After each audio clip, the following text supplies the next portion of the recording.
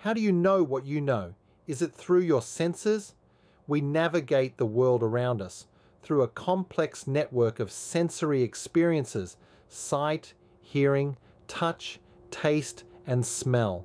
These 5 senses are our windows to the world, allowing us to perceive the vibrant colors of a sunset, hear the soothing melody of a song, feel the softness of a kitten's fur, taste the tangy sweetness of an orange, and smell the intoxicating scent of a blooming rose.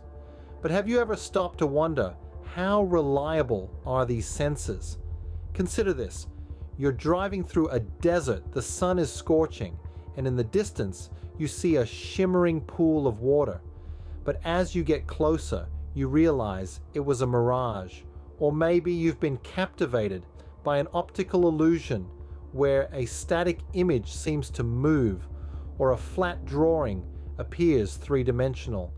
In these instances, our senses are clearly deceived. They trick us into believing something that isn't real. So, if our senses can be fooled in these specific scenarios, could it be possible that they're not always accurate or trustworthy? Now let's take this a step further. What if our senses aren't just occasionally unreliable, but consistently misleading us? What if the reality we perceive through our senses is not the true reality? Instead, it's an elaborate illusion, a grand spectacle designed to deceive our senses. We often trust our senses implicitly. We believe what we see, hear, touch, taste, and smell. But if these senses can be fooled by simple illusions and mirages, how can we be certain they're not being fooled on a grander scale? This isn't about sowing seeds of doubt, but rather about fostering a sense of curiosity. It's about challenging our understanding of reality and questioning the authenticity of our sensory experiences. So, as we delve deeper into this philosophical inquiry, let's ponder this thought. Just as an illusion can trick our eyes, could our entire sensory experience be a grand deception? Imagine a world where everything you experience is not what it seems. A fascinating concept, isn't it? But how far-fetched is this idea, really?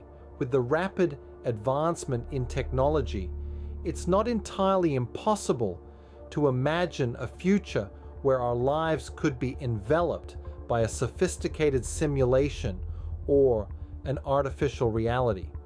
This notion of living in an illusion is not a new one. Philosophers have questioned the nature of reality for centuries.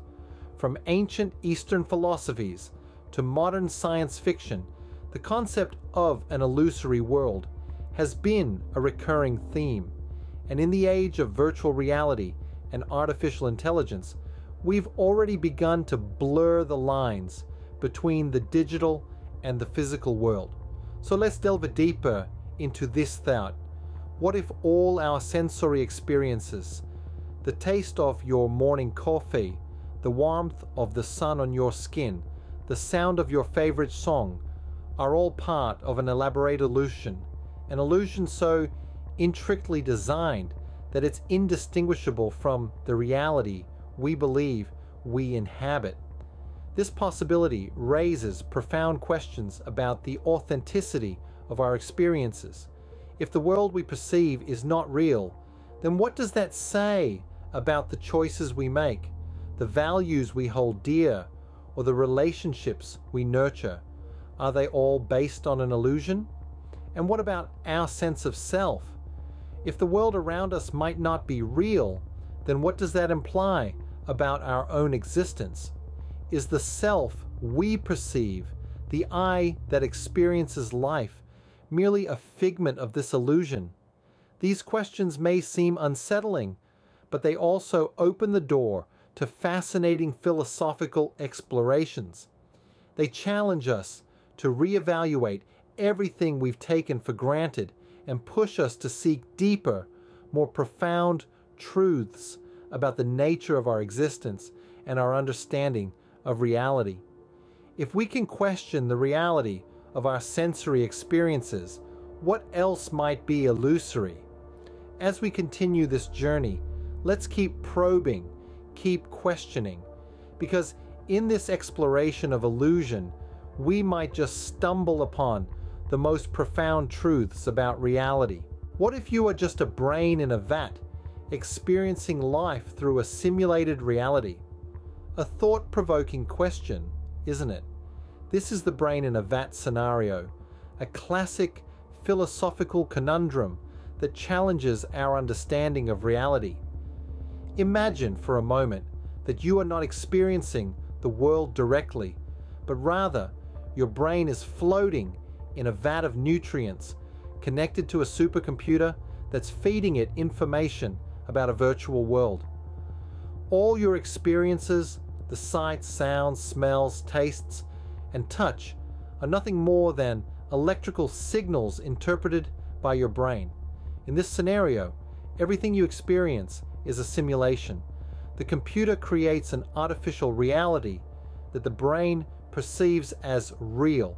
The people you meet, the places you visit, even the food you taste are all part of a sophisticated illusion. This is not as far-fetched as it may seem. Neuroscience tells us that our brains interpret electrical signals from our senses to create our perception of reality. If those signals were replicated accurately by a computer, could our brains tell the difference between real and simulated experiences? The brain in a vat scenario forces us to confront the possibility that our understanding of reality is not as solid as we believe. It asks us to question the authenticity of our experiences. Are they genuine or are they manufactured? Are we truly living our lives, or are we merely spectators in a grand theater of illusion? But there's more to it than just questioning reality. The brain in a vat scenario also highlights the delicate nature of our consciousness. It emphasizes the idea that our experiences, our thoughts, our very sense of self are all contingent on the functioning of our brains. It underscores the profound mystery and complexity of the human mind. If our brains can be tricked into perceiving a simulated reality as true, what does that mean for our understanding of the world? The brain in a vat scenario does not provide answers. Instead, it opens up a Pandora's box of questions about reality, consciousness, and the nature of existence. It invites us to delve deeper, to question more, to explore the uncharted territories of philosophical inquiry. If our senses can deceive us, what can we truly know for sure? This question propels us into the realm of philosophical skepticism, an approach that challenges the certainty of knowledge. Philosophical skepticism doesn't necessarily mean we disbelieve everything. Instead, it's about maintaining an open mind, recognizing the potential for error in our perceptions and judgments, and constantly questioning. It's like a tool we use for careful navigation through the labyrinth of knowledge, helping us separate the wheat from the chaff. Imagine a detective not accepting any evidence at face value, always probing, always questioning. That's the skeptic's approach to knowledge. They question every claim, every assumption, until they find something undeniable, something foundational. But what could be so foundational that it withstands the relentless questioning of a skeptic? Well, some areas of knowledge seem less likely to crumble under skepticism's weight. Take mathematics and logic, for instance. These areas rely on abstract reasoning, not sensory input, making them less susceptible to the deceptions of our senses. Think about a mathematical statement like 2 + 2 = 4. This isn't something we know through our senses. We don't need to see, hear, or touch anything to understand it.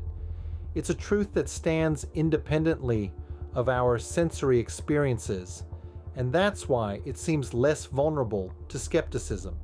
Similarly, basic logical principles like a statement cannot be both true and false at the same time remain unscathed by skepticism. They are self-evident truths, foundational pillars that support the edifice of knowledge. However, even these areas aren't completely safe from doubt. Some philosophers question whether mathematical and logical truths are as objective and self-evident as they seem, or if they are merely products of our minds. But that's a topic for another time. For now, let's remember that skepticism isn't about rejecting all knowledge. It's about being aware of the potential for error, questioning our assumptions, and seeking foundational truths. It's a rigorous, methodical approach to understanding the world. Skepticism makes us question everything, but it also leads us to foundational truths. This journey of questioning may be arduous, but it's worth it. It helps us peel back layers of illusion, revealing the reality underneath, however elusive it may be. The philosopher René Descartes once said, "I think, therefore I am." This simple yet profound statement was Descartes' response to the swirling vortex of skepticism and doubt. In the face of uncertainty and the deceptive nature of our senses, Descartes sought a solid foundation on which to build his understanding of reality. This quest led him to the world of thought. Despite the potential unreliability of our senses, Descartes argued that the very act of doubting, of thinking, is proof of existence. After all, to doubt or think, there must be a thinker, a doubter. This is the unshakable foundation Descartes found, the certainty of his own existence. But what does this mean for us? What implications does this philosophy have for our understanding of our identity and consciousness? Well, Descartes' assertion places the thinking mind at the center of existence. It suggests that our consciousness, our ability to think, is the most undeniable aspect of our being. Our thoughts, our consciousness, become the core of our identity. They are the undeniable proof of our existence, the constant in a sea of potential illusions and deceptions. This perspective elevates the mind as the key player in the theater of reality, shaping and defining our existence. Yet, this philosophy also leaves us with a paradox. If our thinking proves our existence, it implies that our perception of reality is inherently subjective, confined to the boundaries of our individual consciousness. It suggests that while we can be certain of our own existence, we can never fully escape the confines of our own mind to experience an objective reality. This ties back to the initial question: is everything we experience an illusion? Descartes' philosophy doesn't necessarily solve this enigma, but it does provide a solid foundation in the face of such doubt. It assures us that amidst the potential illusions and deceptions, there is one undeniable truth: our existence. If our thinking proves our existence, what does this mean for our understanding of reality? Hai fai, chi sabia, and woi akira. If I am certain of my existence because I think, what does this imply about others? This question thrusts us into the heart of a philosophical conundrum. If we apply Descartes' logic, we can only be certain of our own existence and not that of others. After all, we cannot directly experience their thoughts or feelings, so could they be mere illusions, figments of our own consciousness? Imagine for a moment that we are like characters in a dream, where the people we interact with are merely projections of our own minds. In this scenario, the existence of others is intertwined with our own consciousness, their reality shaped and limited by our perceptions. This perspective, however, may seem rather solipsistic, suggesting a world where only the self is real. But let's not get trapped in such a narrow viewpoint. Instead, let's consider another possibility. What if others are not illusions, but rather independent entities, each with their own stream of consciousness? In this case, the world becomes a collective dream, where each of us, with our unique thoughts and experiences, contribute to the fabric of reality. We are not isolated entities, but rather interconnected parts of a complex whole. This perspective emphasizes empathy and understanding, urging us to acknowledge and respect the subjective realities of others. Yet, this doesn't resolve the underlying issue. How can we be sure of others' existence if we cannot directly experience their consciousness? Here, we stumble upon the limits of our knowledge and understanding. We are left with an intriguing paradox. We can only be certain of our existence, yet we live in a world filled with others whose existences we can never fully comprehend. The complexities of these questions reveal the depth and breadth of philosophical inquiry. In grappling with these ideas, we are not simply indulging in intellectual gymnastics. Rather, we are exploring the boundaries of our understanding, challenging our assumptions, and deepening our appreciation for the richness and mystery of existence. Our journey into the depths of reality has led us to question our sensory experiences and the nature of existence. We've waded through the waters of sensory perception, acknowledging how our senses, as crucial as they are, can sometimes deceive us. We've seen how optical illusions and mirages can trick our minds, making us wonder about the reliability of our own experiences. We've also contemplated the unnerving possibility of illusion. Could our entire reality be a complex simulation or an artificial construct, manipulated by unknown forces or advanced technology? If so, what does that mean for the authenticity of our experiences and the choices we make?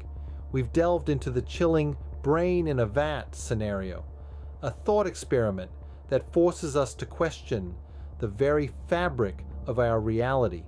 If our brains can be tricked into perceiving a simulated reality as true, what does that say about our understanding of the world? We've explored the realm of philosophical skepticism, where nothing is taken for granted. This perspective invites us to question all forms of knowledge, and yet fields like mathematics and logic seem to stand firm, less vulnerable to such doubts because they rely on abstract reasoning, not sensory input. And we've walked alongside philosopher René Descartes in his quest for certainty.